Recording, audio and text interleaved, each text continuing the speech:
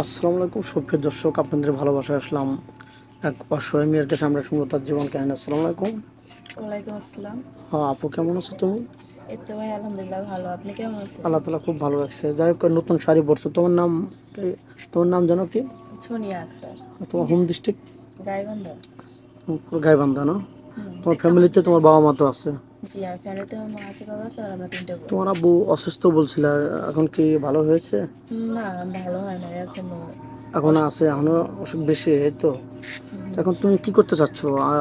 কোন সহযোগিতা চাচ্ছ না বিয়ে শাদীর জন্য? আমি এখানে আসছি ভাই, হচ্ছে কি আমারও তো আর বয়স হইতেছে। আচ্ছা। তো আমি আসছি একটা ভালো মনের মানুষ সেটা খোঁজে, মানে এমন একটা মানুষ আমি পাবো যে তার কাছে চাই আমি একটু সুখে শান্তিতে থাকতে পারবো, এরকম একটা মানুষ চাই।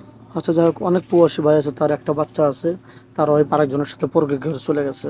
তো তুমি কি ছোট্ট একটা বাচ্চা, তাকে কি তার তার সাথে কি সংসার করবে বা ওরকম মেন কি বিয়ে করবে তুমি? শুনেন, আমার হচ্ছে গিয়া তার ৫টা বাচ্চা থাকলেও আমার সমস্যা নাই, ঠিক আছে, কারণ তো আমার বাচ্চা কাচ্চা নাই। আর হচ্ছে গিয়ে আমি চাইবো তাদেরকে হচ্ছে গিয়ে আমি আমার নিজের সন্তানের মতো মানুষ করতে। ও, ওর কোনো খারাপ রেট করবে না তো? না না, সবাই আর এক হয় না।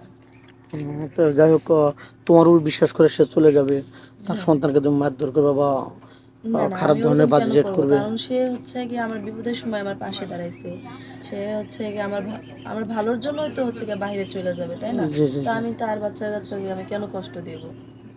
তো যাই হোক, তোমার বয়স বলছিল 22 বছর, না? জি, এবার বলছি। তো তোমার এরকম হয়নি যে মার্কেটে গেছো, কোথাও ঘুরতে গেছো, কোনো বিয়েতে গেছো, অনুষ্ঠানে গেছো, কেউ তোমাকে বিয়ের প্রস্তাব দিচ্ছে, এরকম হয়নি? না, আমি এরকম কোথাও ঘুরতে যাই নাই, কারণ মানে বিয়ের প্রস্তাব আসছে, কিন্তু তারা হচ্ছে গিয়ে যৌতুক চায়। যৌতুকের কারণে হচ্ছে গিয়ে বিয়ে হইতেছে না, কারণ তোমাদের ওদিকে আমাদের ফ্যামিলিতে যৌতুক দেওয়ার মতো সামর্থ্য নেই। ওরকম টাকা পয়সা তো নেই, না? হুম। আচ্ছা, কোনো প্রবাসী ভাই যদি তোমার বাড়িতে তোমাকে রাখতে চায়, তোমার বাড়িতে ঘর করে দিতে চায়, বাড়ি করার মতো কি সামান্য পরিমাণ জায়গা আছে? হ্যাঁ, হালকা পাতলা কিছু জায়গা মানে, আছে। এখন সে যদি রাখতে চায়, আমার স্বামী যেখানে রাখবে আমার তো সেখানেই থাকতে হবে, তাই জি না? জি জি জি। আমি থাকবো, সমস্যা নেই। আচ্ছা, যেগুলো অনেক প্রবাসী ভাই আছে, তারা মানে টাকা পয়সা নিয়ে তারা ওয়াইফ তাকে অনেক নিঃস্ব করে দিছে, এখন চাচ্ছে যে আমি মেয়ের বাড়িতে করে ধরে খাবো। এখন তোমার বাড়িতে তো জায়গা করা, মানে বাড়ি করার মতো একটু জায়গা আছে? হ্যাঁ, বাড়ি করার মতো জায়গা আছে। আচ্ছা, দর্শক বন্ধু শুনতে পেলেন, ভিডিওটা বাড়াতে চাচ্ছি না। আহ, যাই হোক, তোমার ফোন নাম্বারটা দিয়ে দাও।